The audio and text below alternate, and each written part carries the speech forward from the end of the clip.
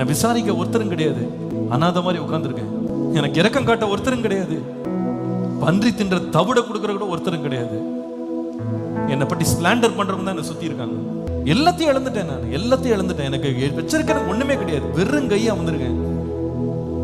வெறுங்கையா நினைக்கிறேன். எனக்கு தெரியும் சில பிள்ளைங்க இன்னைக்கு நீங்க உங்க ஆத்மாவில் உணர்றீங்க. அதை ஐ எம் சோ எம்டி. நான் எப்படி இருந்தேன் தெரியுமா? இந்த சர்ச்சுக்குள்ள வரும்போது எப்படி வந்தேன் தெரியுமா? என்ன கௌரவமா வந்தேன் தெரியுமா? ஆனா இன்னைக்கு நான் தேவையில்லாத இடங்களுக்கு, தேவையில்லாத நபர்களை நம்பி நான் போய் ஐ எம் சோ எம்டி.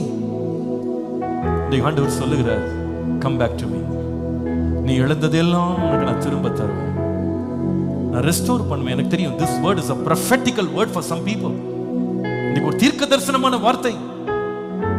கர்த்தர் உனக்காக ஒரு வாசலை திறக்கிறார். ஒருவன் அதை பூட்ட மாட்டான். இன்னைக்கு சொல்லுங்க, ஆண்டவரே, உம்மை மறந்து நான் வாழ்ந்திருந்தாலும் என்னை மீண்டும் என்னை தூக்கி எடுக்கிற அன்புக்காக நன்றி.